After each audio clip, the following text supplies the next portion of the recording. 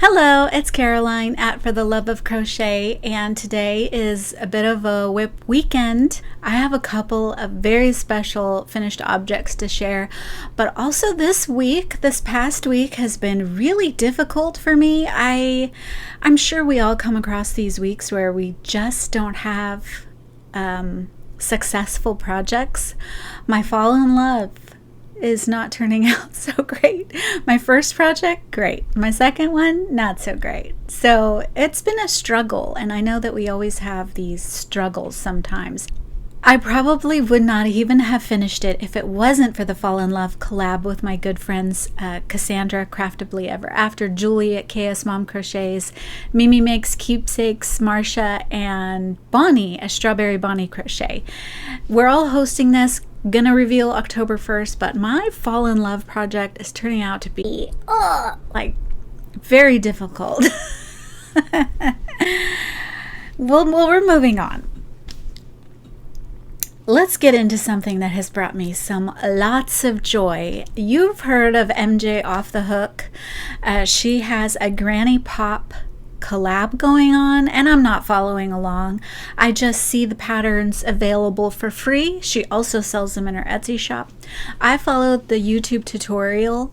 I wouldn't say it's totally beginner friendly because she goes kind of fast and skips quite a bit, but she tells you to use the symbol at the bottom of the screen to slow down if you need it to be slowed down. Let me show you.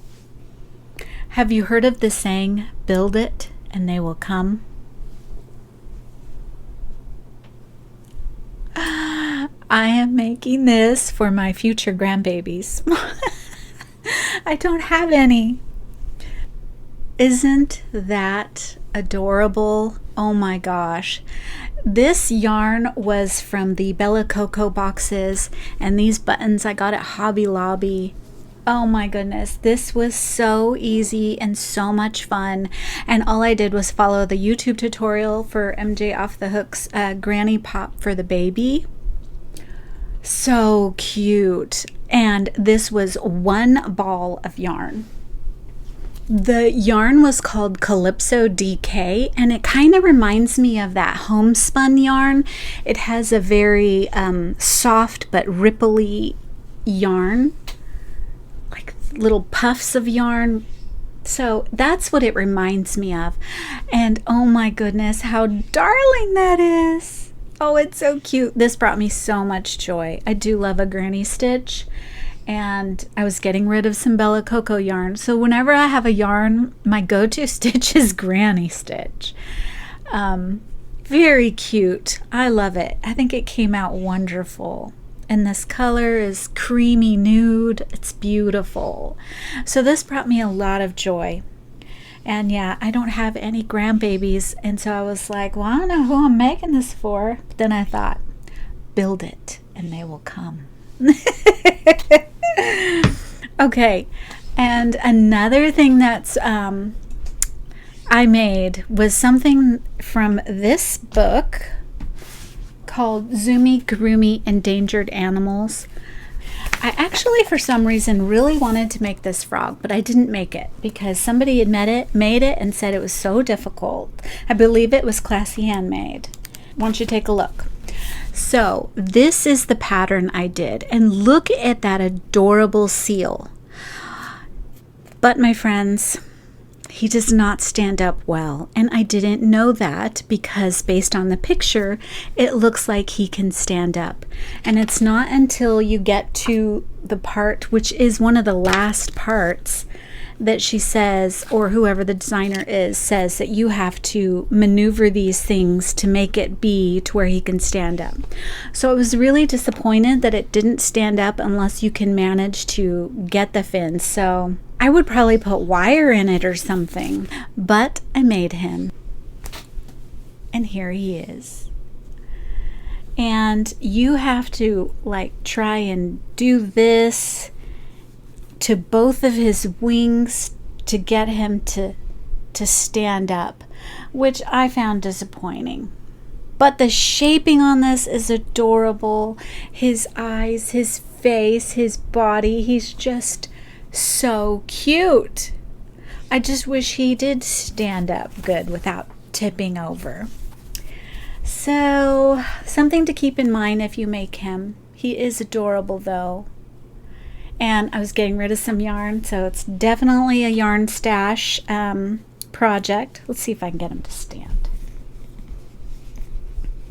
Okay, I did get him to stand, but I had to really flip out his flippers in order for him to be able to do that. So, something to keep in mind. But yeah, so I have his flippers turned all the way forward for him to stand. But he is so cute. So those are my 2 finished makes. I think the next pattern I might do from this book would be the sloth. Now for some WIPS. So this is a yarn I was getting rid of and it turned out to be beautiful. And I said I was going to work up the other one. Not getting those same feelings. So I was working it up and I'm just not loving it. These colors do not spark joy at all. They're not pretty. And so I stopped because it's not bringing me as much joy. So I don't know what to do with that. And then I started the most amazing bunny pattern called Brandy. I believe it's called Brandy. I got it off Etsy. I have it in my little bunny bag. And wait till you see this body. Look at this body. Look at this little body. It's so cute. But I'm stuck. Okay, this, for being this little body, the shaping on this is beautiful. I did not get the arms correct, but I did my best. However, I'm stuck. I'm stuck. So this is supposed to be the beginning of his face, but I'm lost in the instructions. It is a pretty detailed, and oh my gosh, the ears and the face on this bunny, the whole thing. I'm not going to show you a picture, but I'll link it down below because so many of them say, you know, not to use their pictures, so I'm not doing that. But this bunny is going to be so adorable. I may have to phone a friend to get help. I don't know what I'm going to do because I really do want to finish it, but it is turning out to be quite difficult. And can you imagine? Oh my goodness, it's going to be so cute. But I'm stuck.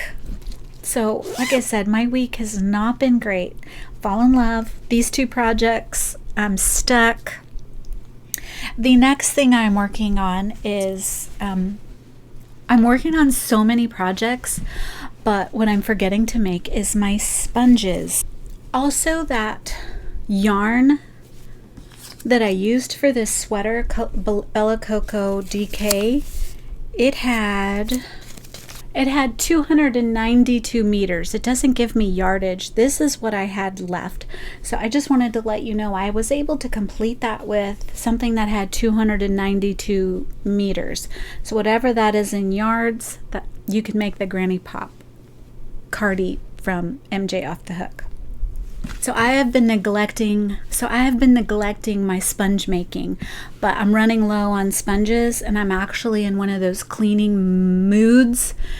So I made some sponges. Now this, I just totally did it to be able to clean. All I did was a bunch of puff stitches and I doubled up in every one and it made it a little wobbly, but again, this is going to be using to clean. I wanted it thick, bumpy, and this is different from what I usually make. I usually make just an African flower. And this one I did the same thing, only I used different colors and it's just 1 row less than this one. So I'm in a cleaning mood, so I started making my sponges because the holidays are coming and I'm just wanting to scrub down everything, wipe down the walls, wipe down everything. So I needed some new sponges. Okay, and the next thing I'm working on is Like, again, I just want to start a bunch of different things because I'm being so unsuccessful in the sewing department as well. So I decided to pick up one of my favorite designers' books. I mentioned this, another one of her books last week, or my last video. Now, her books don't have the best pictures, but they do have some up-close pictures. And this is supposed to be a puppy, but all you can see is his head. But she did use like a little button nose. I really like her details. We have a flower up here and safety eyes. I believe she used a button in the middle of the flower as well, which is something I don't think to consider, but yeah, that is a good detail. Here's another picture of just the different perspective here, looking down.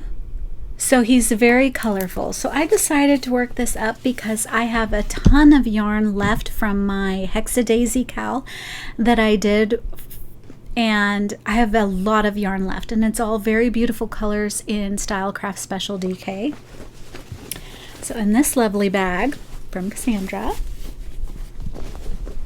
I have started his head. So this is his nose portion, and I love these little baby colors I've picked from the bunch of Stylecraft that I had. This peach one was my favorite, and that green is just beautiful. So I'm just gonna go yellow. Oh, I messed up. I was supposed to use yellow, but guess what? I'm not taking it out. Yellow, blue, peach, green. So this should have been yellow. Maybe I'll do it. I don't know. So yeah, that's the beginning, and this is giving me the feel-good feels, you know.